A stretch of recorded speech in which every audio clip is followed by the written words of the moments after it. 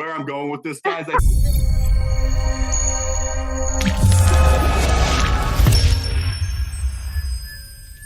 All right, Ty, you ready? Always. All right, Amanda, are you ready? As ready as I'll ever be. Perfect.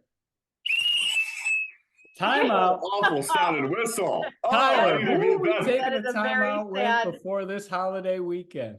Oh, Kevyn and the ladies and gentlemen of Rochester, the folks down here in the DFW, we have a very special guest today on Timeout with Leaders. We have the Amanda DeVito, is like with a capital V in there.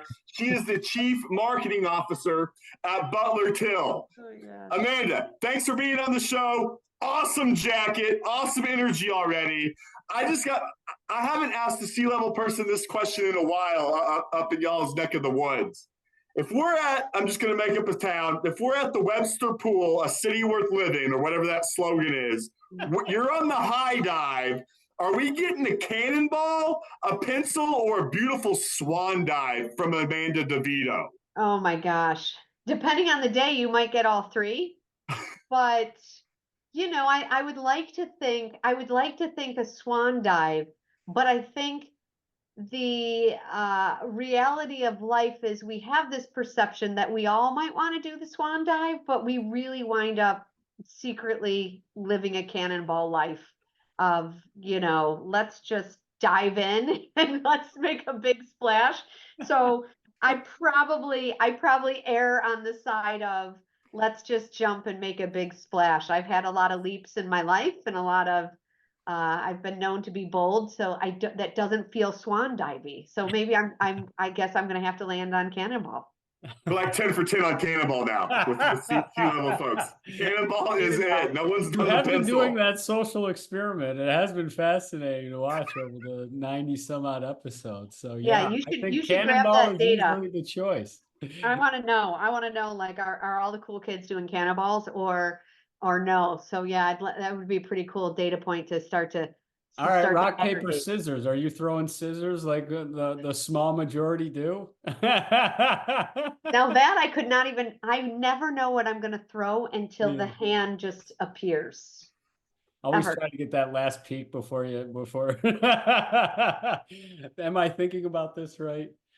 Are you sure? Yeah. Very strategic rock, paper, scissors. Yeah. Fun fact, I won at a bar a rock, paper, scissors championship. Wow. And I think I still have the t-shirt. I tend to drop that fact randomly because I'm bizarrely proud of it. And out of all the things I've accomplished, I'm really excited that I was a rock, paper, scissors champion. Can you sing at the top of and really always brings a smile? Oh gosh, I would say usually it's anything Pink. Probably two reasons. One, I love her boldness, and two, I think I want to be her when I grow up. So I tend to. So What? So What is one of my all-time favorite songs, and I think sometimes you got to be reminded, so what? You are a rock star, and you have to sometimes remind yourself of that. So in a world that throws you some curveballs and life that can be ups and downs, you kind of have to remind yourself, wait, so what? I am still a rock star. So that has always been kind of my walkout song and something that I've anchored to in my career and probably my life. Heck yeah, Amanda. And I want to know where you get this like crisp mind from. You seem very crisp in there, and your energy seems very naturally just abundant.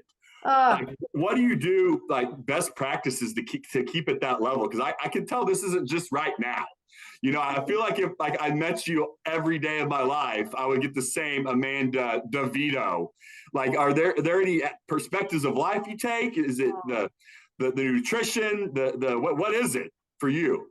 First of all, Tyler, that's very sweet. I have heard that before, and yeah. I honestly think it's very difficult for me to dim my joy or dim my light. And I was trying to reflect on this actually the other day because someone else brought this up, like, oh my God, your energy. And, I forget that it's just who I am, but others I think migrate towards it and have said that to me in the past, like, oh, I wish I had your energy. I think it comes from honestly coming out umpteen years ago.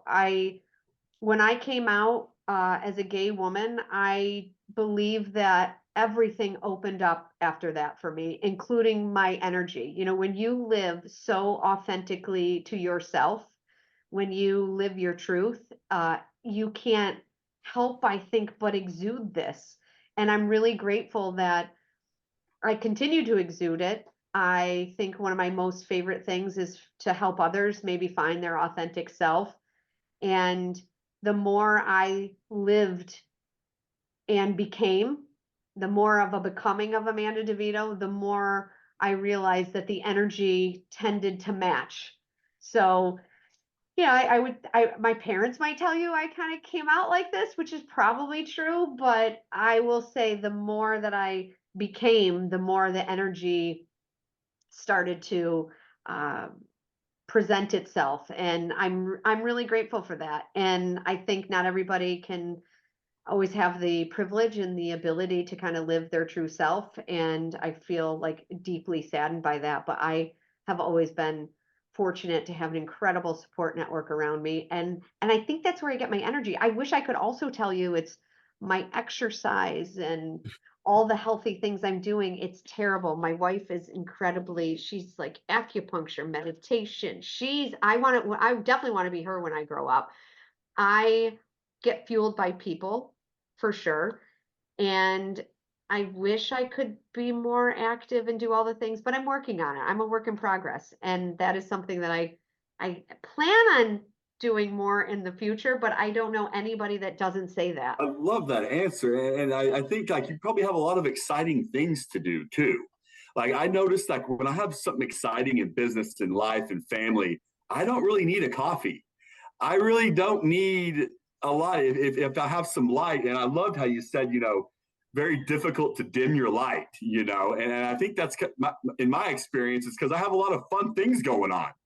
Yeah. And it's usually when I don't, I'm like, I need a nitro cold brew because I am just bored and I need some energy to do nothing. That is very true. I do think joy, we talk about integrated work life. We talk about you're bringing your whole self to work.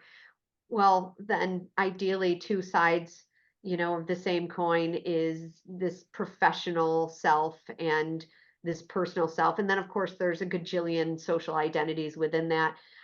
But ultimately, amongst all of my identities, I really feel very fulfilled. And, I wake up with massive amounts of gratitude every morning. And I do think if I had any kind of particular practice, it is literally just waking up and thinking about how grateful I am. And it does really change your mindset. I mean, I think it was Oprah. Oprah said everything after I am follows you. So things like I am grateful, I am happy, I am fulfilled. The things after that tend to follow you. And obviously, there's the opposite side of that. If it's I am sad, I am frustrated, I am overweight, I am, those things also can kind of feel like they follow you. So, I try to do my best to think about the I ams in a positive light. And I'm not saying that is the case for everybody all the time. But when you get into that cadence and that mantra right out of the gate, everything else sort of presents this joy. And I do think, we're a society of trying to chase joy. And I think we do it in really healthy ways, but I also think as a society, we do it in really unhealthy ways. I like to try to do it as healthy as possible. I sneak in some unhealthy ways. This is not a Truly, this is a hint. Water, by the way, in case you're wondering. It looks exactly like a Truly can, but I we are promise you I'm coasting into the hydrating. holiday weekend here, so no judgment. Friday Junior, drinking some hints. So I wanted to go back to a couple of things, because a couple of things that you said, Amanda, really stuck out to me. I think that authenticity piece and the energy, I think that is a lot to do with it. I think we have this common comparison, right? And sometimes we become blinded to our own energy because we're shelling it out so much and so freely just to be liked and accepted and feel like we can belong, right? And it can be exhausting when I did it for a lot of my life, to be brutally honest. I would change within the environment because I needed to always be liked, and I was hustling for validation, right? When can you go back? Because I think a lot of people are almost afraid of finding their self. I think I was. I dove into work, and work became my life, right? And that was that easy distraction, and then some additional numbing agents, right? To ultimately never really find who I was. You probably had to start that a lot earlier in your life than most people, right? Because you just knew there was a difference. There was something different about you. How did you do that? How did you work your way through that? Because Uh, instead of waiting, right, you really looked the bear in the mouth, right? And I think that's courage that leads to joy. But I think we're lacking that courage right now just because of this comparison. And it's like, what do I have, but what do they have? And if I don't have it, now I want it, right? well, I'm vintage enough that there was a time social was not in my life. And working in a media company, there's so much about all of our tactics that I get really excited about. I think there's some real pros to a lot of them. Obviously, I'm in the business because it still excites me. With that being said, I do worry about all the little ones, even us, the way that we are so connected, the way that we are so comparing. Comparison is the thief of joy. I think you just kind of alluded to that.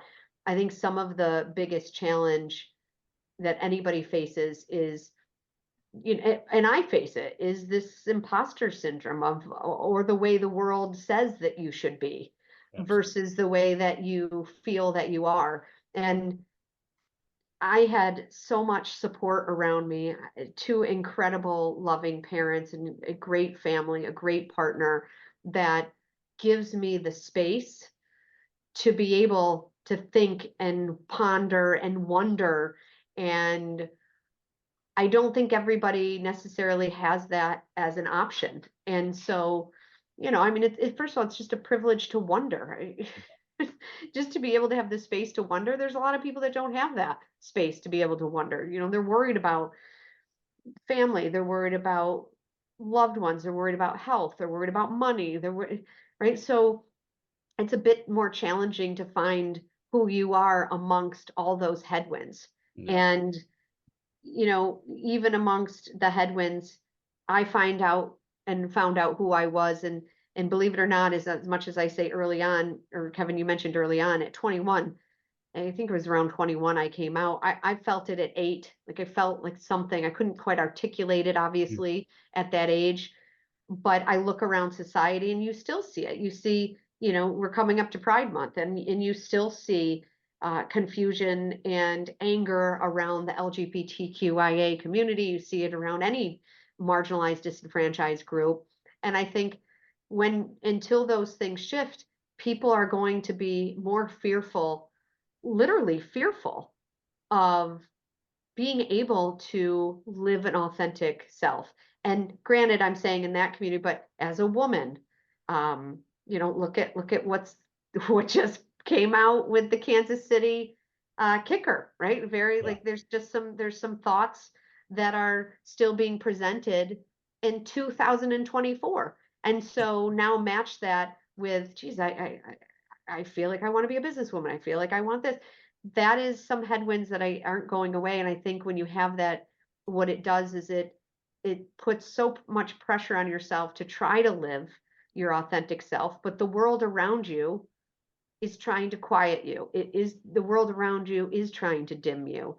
Yeah. And that can be really, really hard. And so finding that support, finding people around you that want you to live beautifully out loud, in all the ways, I think is what got me through it, and Yeah. continues to, because I'm still trying to figure out who Amanda DeVito is. Absolutely. I think you continue to evolve and grow, and I'm still trying to figure out who I am. And I get excited about that. I don't want to ever stop learning and growing. My father's 87 and he is still learning and growing. So I have a really nice roadmap with both my parents that are pushing themselves to always grow. And I again, look at that. Like Yeah. it's like I'm sitting down at the piano looking at the song sheet, and I know already how to play. You Mhm. know, there's people that are sitting at the piano going, what the hell is this thing? Like, I don't even know what this is. Yeah. You know? And so it would be really remiss if I don't take some of that privilege and be able to look around and help others wherever I can. I feel that's a real obligation on my part. I feel the same. I called Tyler, and Tyler said it before, but like recovering out loud, it's no different, right? Once you find that piece of conscious, I think for a lot of times, I think a lot of people think this stuff, but never verbalize it. And because they're almost embarrassed by their imperfections, right? Because society, we live in a perfectionist society. I mean, everything's perfect. Like, and that's where I'm sure I can understand maybe some of that internal dilemma that you go through, because you can see how easily it is to manipulate the general public, right? Mhm. And manipulate's a big word if you have a bad intention. I'm not saying you have a bad intention, but I think, do you think it's possible to have joy, to find joy? Because I think joy and belief, right? Hope, those are love. Mhm. I think if without self-love and self-compassion, are those other things possible? Because I think that's really when we really start to compare, right? Mhm. Because then it's like, I don't think I have anything and I'm just comparing against everybody else. Because I think a lot of people do that. The amount of gossip that people have to do when they get together instead of focusing and talking about themselves, I just find fascinating, because it's just like, I don't want to talk about myself. I don't have these things going on. And we're almost all faking perfect, which is exhausting. And then we're not willing to share perspectives because we're unwilling to listen to others now. Yeah, you know, so one thing I'm always a work in progress on is one-upping, right? I think there's this natural affinity that Yeah. when someone tells you a story, your natural inclination is to go, oh, you know, oh, I went to Jamaica. Oh my God, I went to Jamaica. Yeah. I know I'm so guilty of this. My wife would tell you I'm very guilty of it. And it is really just to find this common ground of connection. Yeah. I'd like to think that's the intention Yeah. versus, ha ha, I went to Jamaica 4 times more than Yeah. you.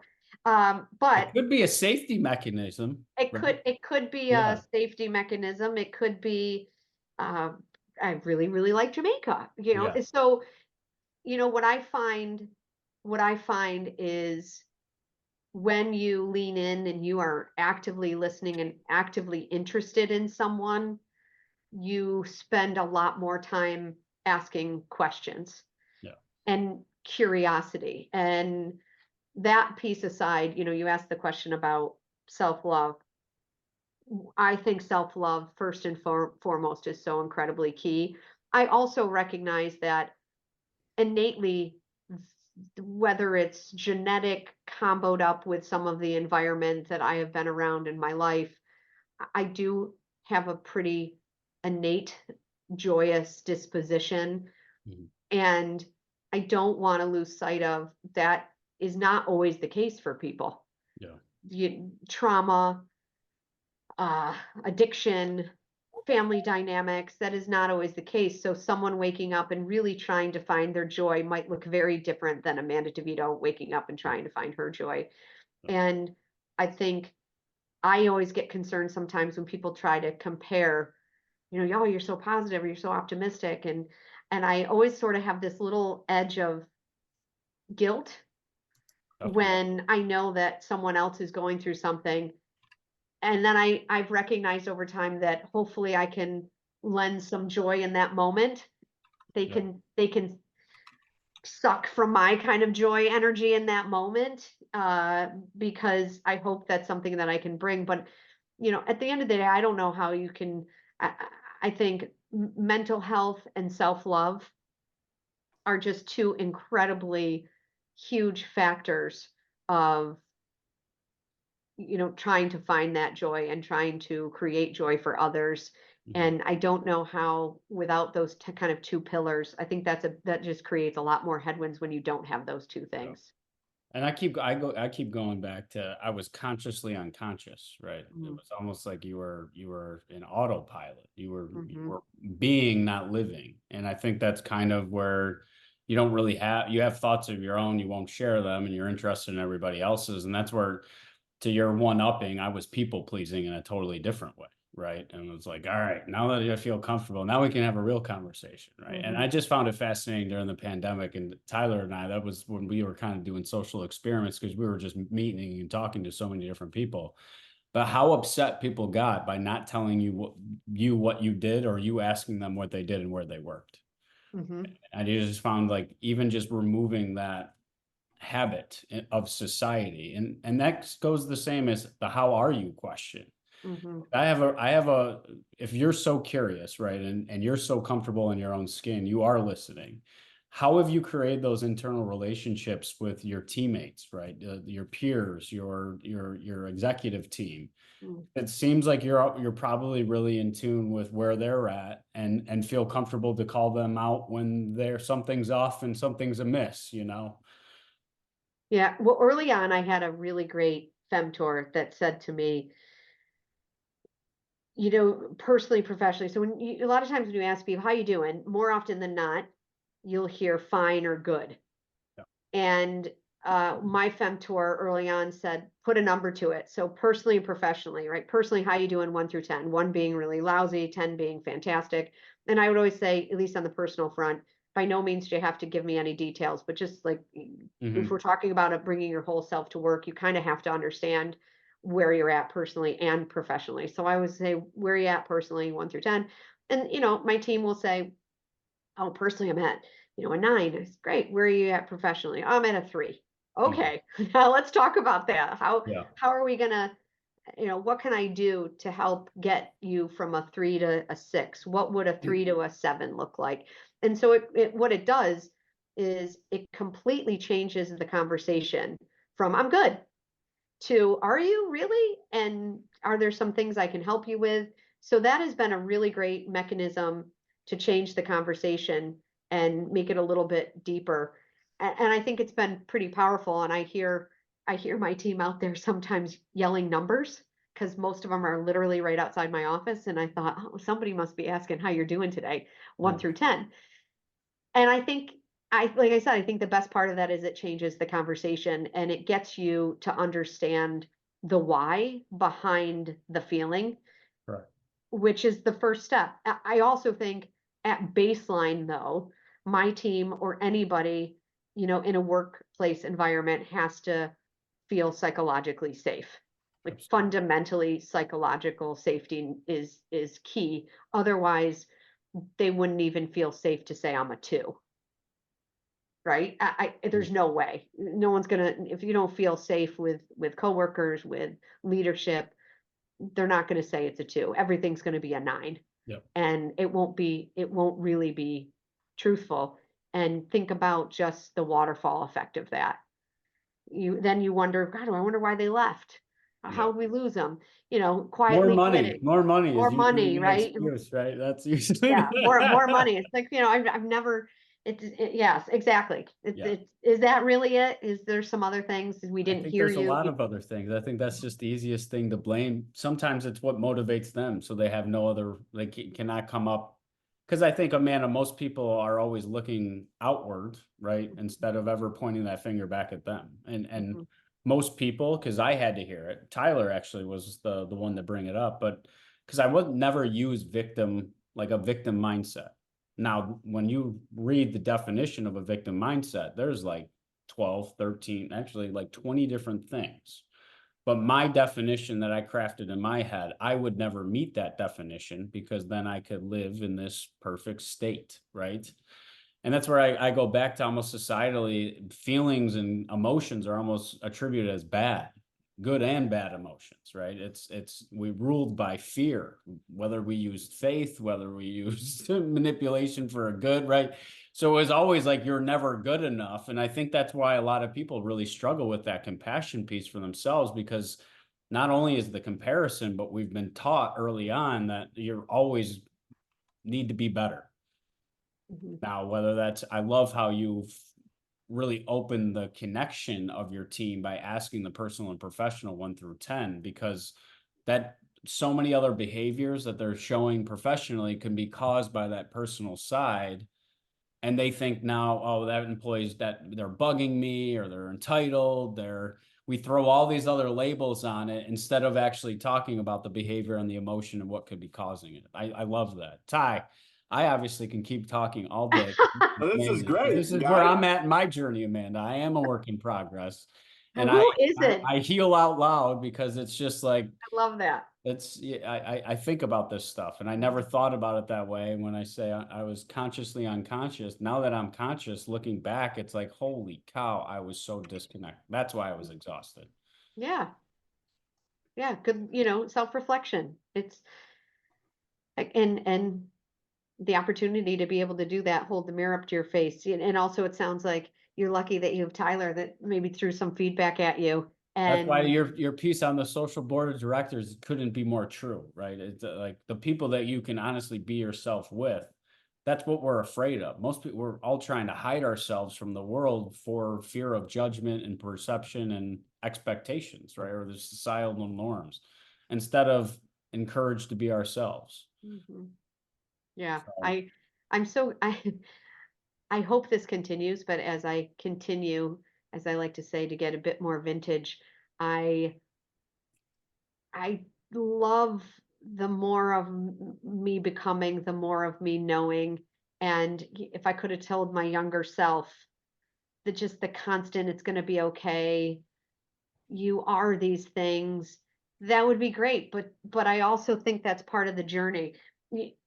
I worry about um, just anybody out of the gate that just struggles with any kind of connection to themselves and perceptions of other people around them, and who they think they are. And if there's a disconnect there, I mean, there's just so much that any young person gets, so many headwinds thrown at them. mhm. And I don't know, I just have a lot of empathy for younger people. I don't know, maybe because I work with a lot of younger people, but I see them, that's probably a good chunk of it, but I love working with younger people. I love the way that they push me. I love the way that they tell me to do things better and smarter, and I love that they question me, and they question me all the time. And they call me, I like to say they call me in versus more than call me out, but they call me in all the time to say, I think you kind of failed on that one. I think you could have said that better. I think you could have approached that better. So they're just, some of them are just so fearless in giving great feedback. And I'm so happy that they have the space to be able to do that. And I think it's what has really made me better. Yeah. I could not be more grateful for working around young people. And of course, I work with people that are more vintage than me, and I could not be more grateful for that. But all of it, it's why I love diversity in age. It's why I love diversity in gender. It's why I love diversity in race. I just, having different viewpoints, different stories, having the privilege to hear and earn people's right to hear their stories. Oh, you cannot not grow Mhm. from that dynamic. And Absolutely. so I crave it now. I just Yeah. crave it. And I don't understand, honestly, people that don't. Even people that don't agree with me or have different viewpoints. I'm always fascinated and interested. And, tell me more about that. Where are you coming from? And I had to get real comfortable with that, uh, with the way the world is, to be able to actually ask why, like, why did that Yeah. hit you in a place that it just completely missed the mark with me? Like, tell me more. Yeah. And that's really hard to do because, you know, my wife always talks about ego strength. And I think we have a lot of ego, but I don't think we have a lot of ego strength. And she exudes it. I still definitely feel my ego rearing often, and, trying to quiet the ego and trying to make the ego more knowing who I am, what I stand for, where my value system is, I think, that ego strength. And that's, I think, what we're all striving for. I don't know if that's the language that everybody uses, but the judgment, the comparisons, the things that we were talking to earlier, that when you have that ego strength, that stuff kind of doesn't hit you the same. But it definitely, when my ego rears its ugly head, which it does because I'm human, oh, I don't like the feeling. I Yeah. don't like that feeling ever. And I know that feeling really well. And whoever's listening, I wonder if some of you are nodding your head like, oh, I know when my ego's showing up. Yeah. Not a fun experience. Yeah. I used to use the term right fit for my ego, like a right fit. And I think, honestly, Amanda, like I have a novel over here, what you've been talking about, by the way. I don't even know where to freaking start, whether it's at Jamaica or feelings or, whatever. But, I think as soon as I started like not attaching myself to my opinions, I really freaking listened better and grew like a million miles an hour. And funny enough, I learned that in church basements with a bunch of guys that drank too much, right? And I was like, you guys are freaking amazing. How the hell did you get here? They're like, oh, let me tell you how we all got here, man. And it was just a room of transformation, and I see that every day in life. People will come to me at my job and they'll have all these blocks in their head, and it's almost like, have you done what you're good at today? Mm-hmm. Have you done anything like that? They're like, no, I've been thinking about that though. I'm like, so you've been thinking about what you're good at and you're going to go do it, but you haven't done it, And I tell you what, as soon as I get in that flow of doing what I'm good at, I don't even know that world events are going on.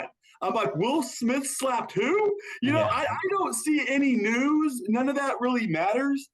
My litmus test is when I'm so glued to the news or something, or like I mentioned earlier, coffee to get me through like some part of my day. I'm probably not being the best Tyler White. If I'm telling you about every worldly event that's going on, what the hell am I doing? Is kind of what my wrong fit ego is saying. Because to me, I'm just trying to put more energy into easy stuff. That easy like devil is what I call it, maybe. That just sucks the life right out of me. And I get the energy thing that you get, Amanda, all the time. I wish I could put your energy in a pill and sell it, Tyler. And I'm like, okay, let me steer that son of a gun right back to where it needs to be. But also feelings, like detaching myself from feelings. Like if I was only doing stuff when I felt like it, I would probably be in debt, I probably wouldn't have a very good marriage. I probably wouldn't be a very good dad because I didn't feel like it, is what I tell myself. And that really gets me going in a positive way. I'll tell you that. And that's what I share to people. I don't even know where I come up with half this crap. I think I read The Untethered Soul one time. Have you read that one ever? I have it. I have not read it yet. It's all about like detaching yourself from like your opinions and stuff. And I was like, this is amazing. So I don't have to worry about my opinion. I can have that thought for myself, but it doesn't give like, it welcomes all, I want to say, all opinions. And then when I meet someone who's not attached to their opinions, I'm like, I want to talk to you forever, dude or lady. Like, because we don't have to steer it one way or the other. And that person's usually doing what they're good at, like in process, and I had to find my higher power one time, or my God, and I always say action is what I would say. And people are like, your God's action. I'm like, yeah, man, because if I'm not doing action, there's not much. What is the word? I'm not connecting or being connected, I don't think, with myself or someone else. And I'll tell you what, as soon as I start the day with a conversation in the work environment, let's just say, it's all easy going from there. It's when I'm like thinking about it, especially when I see in other people, I'm like, oh crap, I can't be like that. And I need to tell that person that they're being like what I don't want to be right now. And it really gets something flowing. I don't know where I'm going with this, guys. I think you're going, here's what I heard you just say. I heard you say, one, your opinions of me are none of my business, right? So I love that. You're not attaching to your own opinions. You got to, be careful attaching to other opinions. And I think, your basement comment's really interesting because I think that's, hearing what that basement meeting is, massive vulnerability. And I think that is incredibly key. We've talked about vulnerability in leadership. We talk about vulnerability in relationships, any type of relationships of which you just described. And I think that is incredibly powerful. And I think we're still teaching various people what vulnerability means, and I cannot begin to get excited over when Brene Brown started actually talking about vulnerability. There was years ago when I first got into business, empathy and vulnerability were not even close to being discussed. And even if you exuded any of those, it was massively frowned upon. It would be considered weakness. It would be considered not the right approach. And so I do love that these conversations and what you just shared, which was a vulnerable moment, is, I hope, the way more of the world continues to go. I mean, I see, at least from a leadership standpoint, I see that EQ is pacing, if not outshining IQ. I think you can be the smartest person in the room, but no one really wants to hear you. No one wants to follow you. But EQ is pretty powerful. And, to me, if you can match smart with kindness, that's the double whammy. Everybody should search for smart and kindness in their organizations, to the best of their ability. Because I think that's the kind of game-changing stuff that I see amongst teams. I think it's the game-changing stuff I see amongst corporations, especially when the employee-employer relationship is so fractured, rightfully so. There's a lot of young people that have seen what their parents and generations have gone through. They continue to see it. It as much as we like to think, family is work, work is work, business is business. It's still flawed, like people are, and it's hard to be kind of all the things to all the people. But now I don't know, Tyler, where the hell I was going with this. But anyway, I appreciate you sharing, some vulnerable moments there, and I think that, to me, is that in the attachment piece is really, really important. I guess I'll pick up where you left off, Amanda, because like this was something else that Tyler and I've been talking about since I've been doing the reflecting and coaching and things. But workaholic was something that I wore as a badge of pride, right? And an alcoholic or a drug addict or anything else and is usually socially unaccepted. However, it is the same. You're doing this behavior for the same reason. So I sunk myself in the greatest distraction of work because I put so much value in myself within my career that I didn't have time, to your point, because I think busy is a conscious state, right? Now, even more so. I had heard it before, like it's a choice. Now, looking back when I was unconscious and now I'm conscious and can look back with grace on past, that was the biggest lesson of all. So the people that say, oh, I work 60 hours, right? We've somehow lifted those individuals because they were willing to go the extra mile. However, they were highly inefficient and constantly distracted within that 60 hours. So I saw my dad do it. I mean, he worked on Saturdays and then he never was asked to work on Saturdays, didn't get paid more, but went into work. So I think just as a society, as coming out of that trauma from World War II, and now we see like you're impacted by the last 7 generations and you're impacting the next 7 generations. That fact just really stuck out to me. So some of these things have been out of our minds from a history perspective, like 2008, but a lot of the young kids saw 2008 and saw everything happen upside down. So now I don't feel safe. So now there's no loyalty until loyalty is shown. And that's where I love that you had the feedback piece, that you seek it out, but you're also ready and willing to receive it.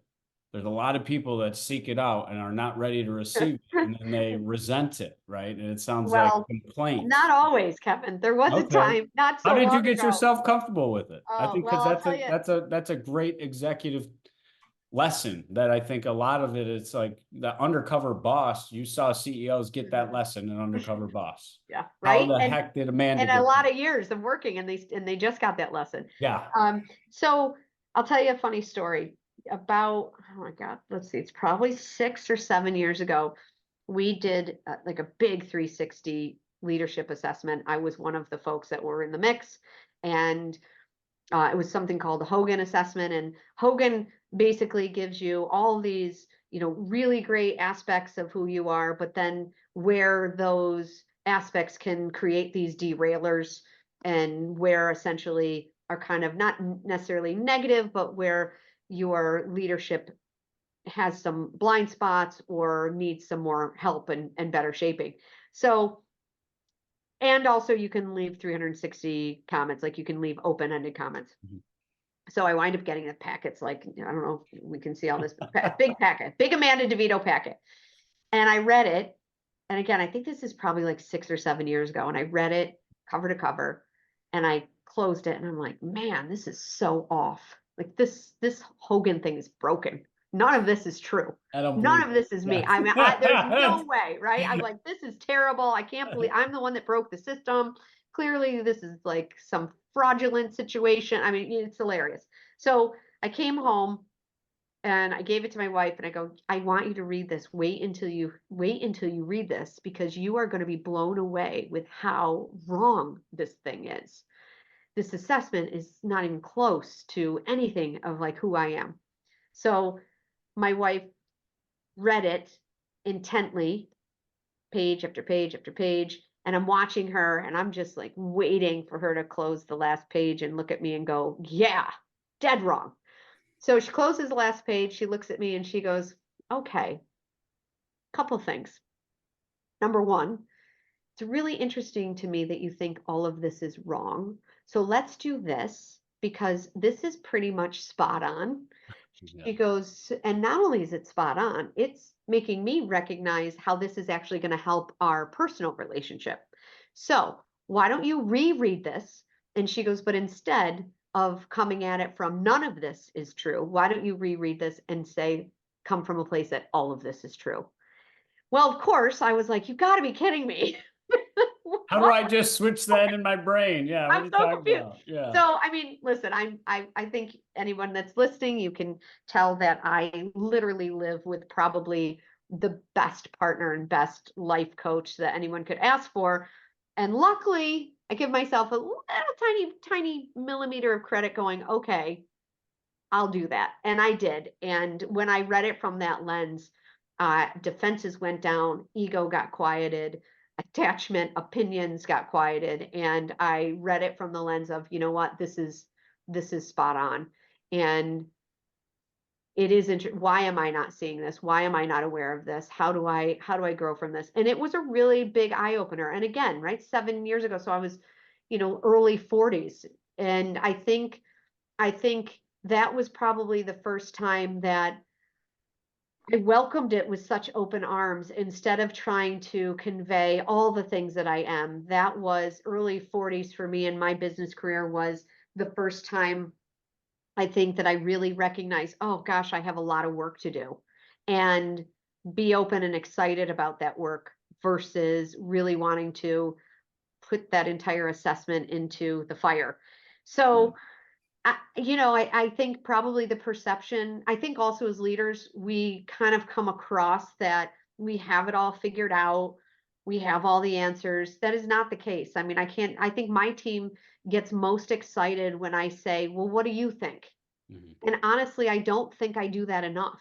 I've been reflecting on that recently. I think I tend to be in this mode of, doing the thing. Hey, do this, do that. Let's go there. Blah, blah. And it's like purely excitement. So Tyler, like, I think you would agree, my energy and passion can be really great in these ways, but they can be derailers and really demotivating depending on the environment. So it's not that I'm kind of quieting my energy, but it might be refocusing it in another way. And sometimes for me, refocusing my energy is actually going inward and not saying anything and turning that energy into listening. And I am massively working through this. It's very difficult for me, but I live with someone that does it, and it's really easy for her. Yeah. So having kind of that teaching around me all the time, and vice versa. I mean, my extroversion and my energy has, for my introverted wife, I think I've grown her and pushed her in ways. Again, it comes down to like having people around you that don't look and act like you all the time to push Absolutely. you. But that feedback, that I don't think we talk enough about those stories as leaders. I think we tend to talk about all these successes and But that to all the me is things that like we've courage. learned. That's like true courage, right? Because I think anybody that gets a book about them, how many people go through life, Amanda, never knowing or asking what it's actually like to be on the other side of us? Like you could have this perfect picture of self because you can lie to yourself all day, right? And it's like, oh, that went better than expected, even though it was that superficial response. And they're like, oh, everything is as good as I thought it was. Great, right? And sometimes it's like looking through the world through rosier glasses because people are uncomfortable giving you that honest feedback, right? And now I have an altered state of reality, and then I'm almost surprised, but then I resent because I'm fearful of reading about myself. And I always, I mean, that's what I do professionally. I consult. I'm in HR and business consulting and strategy. I am amazed by how many managers just say we don't do 360s. It's like, wow, man, don't you love when it's just a one-way street and you have to go the other way? Don't like I just it's just fascinating. That's where I go back to. It's like fear is ultimately what prevents us from these things, avoidance patterns and victim mindset and blame, right? We always are going to take a more defensive posture of like how you did when you first received that information. And that's when it's like, it's not me, it's you. Like this Right. is Like, broken, yes, this but is it's broken. ultimately System, fear, the right? system, whoever Hogan is, it's broken. Mr. Yeah, Hogan, Mrs. Hogan, someone should tell them everything is broken. Yes, absolutely. And that was sometimes, not the man, case. when you get up, so in the same vein, right? Even if somebody gives you a very positive compliment, you did something in their life. There was almost a sense, even though I was a helper, fixer, doer, right? Just like we're all saying all three of us are, compartmentalizing the fixing and then just the supporting and empowering and like, right? Never always needing to jump in and fix. And that's taken time because I think like I definitely some people just want to be heard, you know, and it's just like sit back, reflect. Kevin, What everybody person? wants to be heard. That's huge, Exactly. right? Seen and heard. And I think it seems like I think we are a little bit complicating at times the seen and heard, but I don't think it's as complicated as we make it. That is genuinely when I talk about psychological safety, I usually kind of pair that with people really want to be seen and heard. And, we're talking so much about diversity, equity, inclusion, and I always add the belonging because, inclusion is one thing. You can say, hey, you're invited to this dance, but you have no say in the playlist. You have no say in where we're going to put the decorations. Well, that really doesn't give anyone a real sense of belonging. And I think that is hard. And I do think companies are at a real edge of either making a leap into making it better. And I think we're in a really weird, I think we're still trying to figure out the way we're even working with hybrid, with remote. Like we're still in a social experiment. I don't think anyone's fully figured it out. I think we're still navigating post COVID and what that did to us and how the future looks. I think leaders of the future are going to have to learn to say, I don't really know, instead of Ooh. it's this way. I find people ask me, what do you think of that? I go, I don't know yet. I think we're still observing. I think we think it's going to go this way. We have some assumptions, some hypotheses, but I don't fully know. And I find that the more I say I don't know, the more people lean into it than if I sit there and go, it's going to be this. And that's really hard to reconcile as a leader because I think leadership has always kind of been taught that you know exactly where you're going. You're leading, you're taking the charge, you're going that way. And That that was does play a part, but I think you also have to balance that with knowing when to say, I don't know. What are your thoughts? Do you yeah. think it's And going I to go? think it's really challenging because we're in the information age, right? And what society right now is really getting confused is that information does not equal knowledge, right? And I think that is really where we're Or wisdom? correct. Like and wisdom is a defined word that I think society, if I said wisdom to you, do you see a picture of like Albert Einstein when he was like 60 years old? Like that's always what I go to. Like and then the more I read about Albert Einstein, he was actually most of the good stuff that he did throughout his career was in his 20s. So like Right. here I was thinking he was old and wise. No, he was young and wise because he was willing to step outside, challenge himself, be uncomfortable. And that's where I think a lot of leaders right now, Tyler and I can always tell the good ones from the bad ones, I think, from the genuineness of sharing their failures, right? Tyler always says it. It's like, I get bored when people just talk about their successes because it wasn't that easy, right? And I think that it's harder when we don't share the real story, but we create this story. And then everybody's sitting there saying, what's wrong with me? And that's not for me, or I can't do that. So I love that point that you made earlier, that we have this vision of what a CEO or an executive or a leader is, but it's really an old view of what just we've witnessed. And I think enough people now are saying, well, that doesn't feel right. Just coming out of a pandemic like that, really questioning our safety, right? And that spanned all races and religions. That didn't care what you were. If you were a human, it cared. That was about it. And I think that's kind of how we need to get back and looking at ourselves like more scientifically, like a species, right? We're in this together, right? We're not in competition with one another. I wanted to throw your thoughts on this, Amanda. So the seen and heard part, right? Like I think in my experience now, going through that is very reflective now. Do you feel like there's like another level above seen and heard where you really don't need to be seen and heard anymore? Like, is it like like I have this weird freedom to me that I don't, like in my 20s, I was like, you need to hear me and you need to see me. And now it's like, I have this uncanny freedom of not being that at all and being like super damn happy that I don't, but Because you I don't need validation from others. So like, I don't know what the hell happened. I used to be like, I love recognition. Yeah. Recognition does not pay my mortgage, but I love it, to like this other level of it. And I can't even describe it really. Like, well, I think, Tyler, my gut says, you can challenge me on this, but my gut says it's not a question of seen and heard. It's more of a question on needing validation. I mean, what I love for me, when I think of seen and heard, I think of it from a place of not necessarily promotion or anything that kind of anchors you to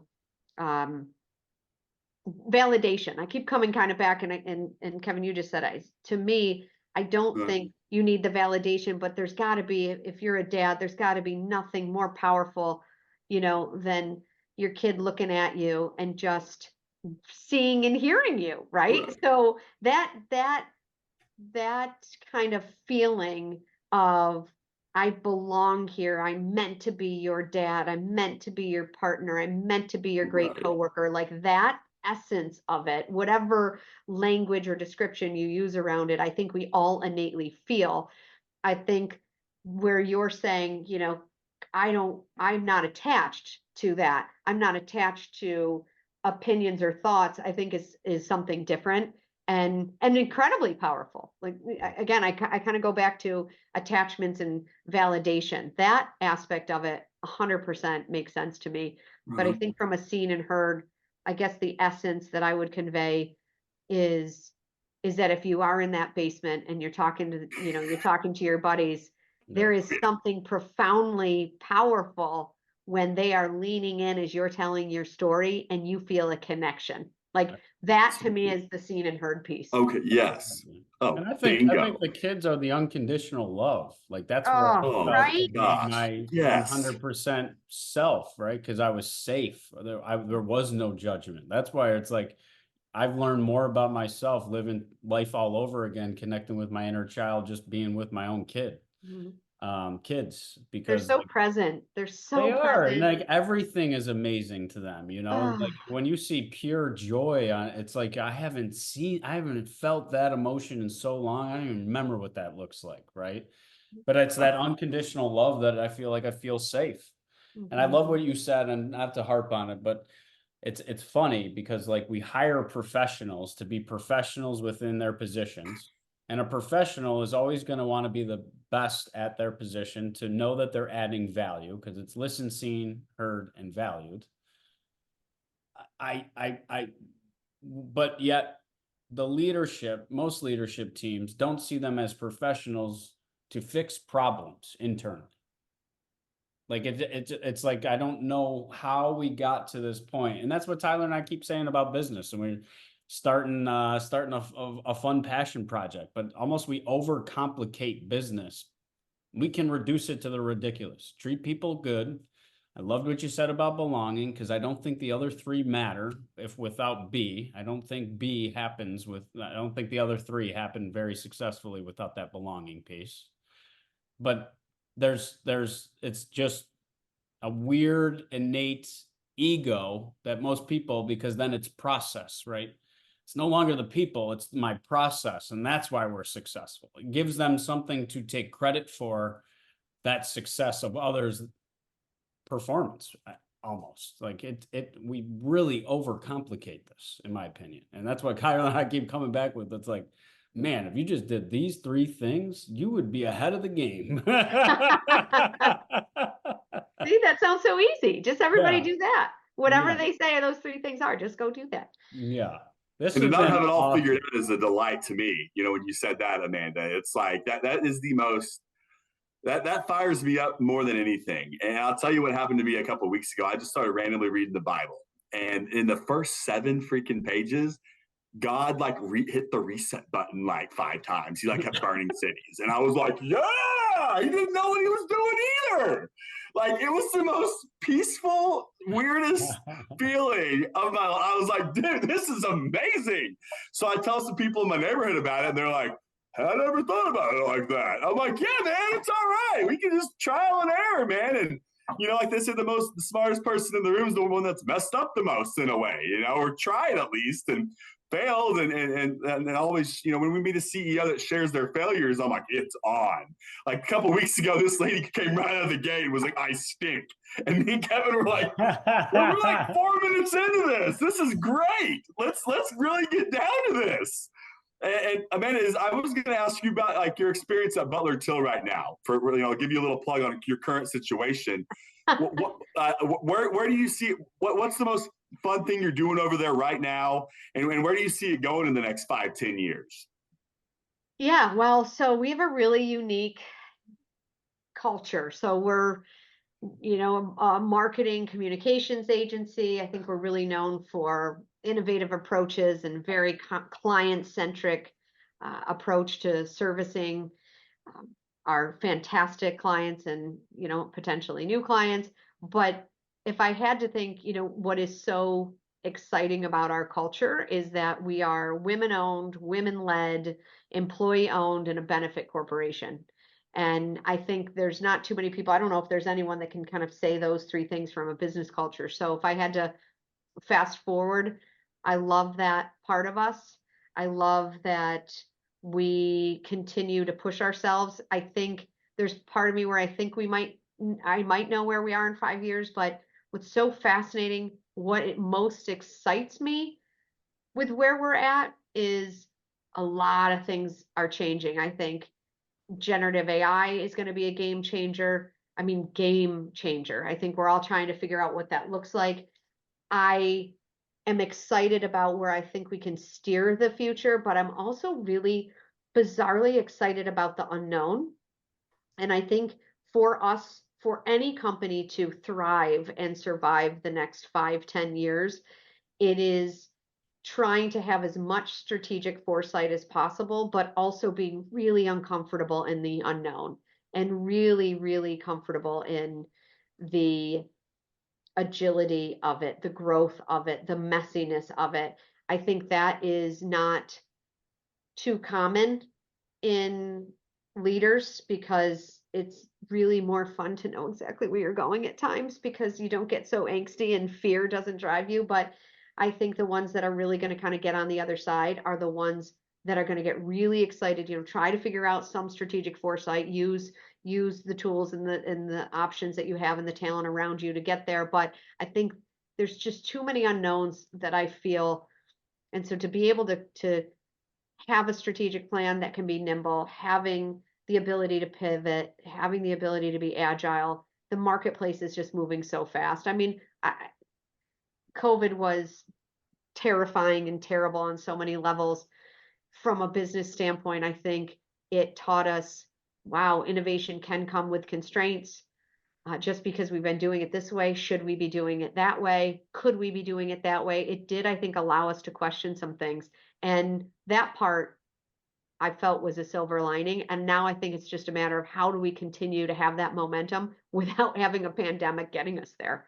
Yeah. And I think it's hard. So I don't, where I think we are in the future, I hope we continue to grow. I want to see us continue to grow. I love growth. I've always loved growth. I love growth because it grows our people, it grows our mindset, it grows our employees' bank accounts, right? So we're employee owned. So growth means so many different things to me, to our people, but I get so excited about growth because I think it just pushes you.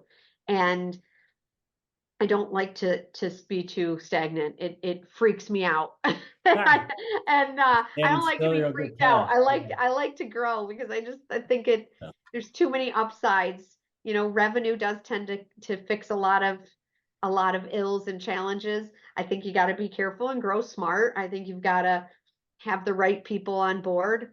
And I think we're going to continue to figure out what that all looks like. But hopefully, and I always joke that hope is not a strategy. We do a lot of things to try to eliminate the hope and try to actually do more on the strategy. But I do think I see us continuing to grow. And I think we're going to continue to have people and get the right people around us to push us, whether it's internally and even external mindsets, because that's also important to have other people that aren't in it every day to question you and say, maybe you guys could approach this or look at this differently. And it's also why I like diversity. I love diversity because diversity is very much connected to innovation, and none of us are going to thrive or survive if we don't think about innovation through that lens. I think the whole theory of business would have to change to get to the point. And this is why I can clearly tell that Butler Till is different, because I just heard your get excited about the unknown. So you lack fear. And when we have no fear, we're more comfortable with change and continuous change. But what you just said, business is so output focused. They want to see that revenue number because everything else before it doesn't really exist. Right. And it's this output without understanding the inputs that drive those outputs. And yeah, sure, profitability has a way of making things look really good. But then and this is times of good, we don't really reflect and see what we can do better. Right. It's like, I guess we're doing it as good as we can. Right.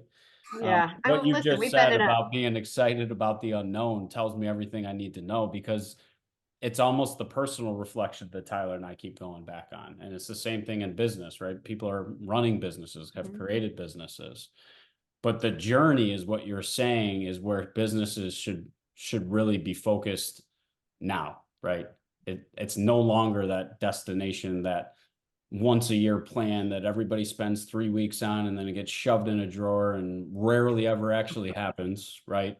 It's embracing the journey. It's embracing the unpredictability, the uncertainty, to figure out the best ways of doing things moving forward and evolving with the market. Like, I love how you put that, because that is it. Well, come get back to me in 5 years and let's see if I'm excited to see where you guys are at. We're heading in that direction. But yeah, no, I don't know. It's a moving space. The marketplace is so fascinating. Humans are complicated. I mean, what 1 minute, Taylor Swift is a hero, the next minute she's a villain, right? We are a finicky, interesting group of people. And so I think it's hard to be able to know always where the puck is going when you have all those dynamics that are coming into play. So absolutely. I think that's what always gets me excited. And it's why I've been in marketing for as long as I have, because it's shape shifts and moves and changes. I mean, some of the fundamentals never really go away, but I see leaps changing, and I get excited about it. I'm so glad I'm still excited about it. I'm so glad, like, I'm around people that get me excited about it. I think that's the other piece. I'm around people that are making me smarter. I love to hire people that are smarter than me, have compliments that don't, always mirror me. I think that's also something that I've worked on over the years is to think through that. But I think the people here, I could not be more grateful for, to think, when we think about the future, they're the ones, and I want to make sure I hand something off to them that they then can make it their own, because that's exciting to me. I mean, eventually there's going to be an exit, and I hope I leave the place a little bit better than when I got here. Hopefully a lot better than when I got here, because our founders did that for me. And I feel like I would be doing them a real disservice if I didn't pass that on. Fascinating. Well, I just looked at the clock. Oh my gosh, we are what over the 1 heck? o'clock. I literally looked and I was like, "What time is it?" By the way, What time is it? 1:32. Yeah, we've been known to do Look at that. that. We get so engaged in the conversation that I don't even care about time. So this was awesome. I so appreciate everything that you shared, and being vulnerable. And I think sharing a lot of that wisdom. I think the biggest takeaway for anybody that's listening is try that 1 through 10. I love that tip, right? I think asking people, and really just start small. They'll probably all be 9s and 10s at first, but as you do it more, right? And now it's like, oh, they asked me again, so now they really care. You're going to have to break through some of that past trauma, or that past conditioning that we talked about. Because I still go back to a business meeting that I was in, one of my first, being young and curious, right?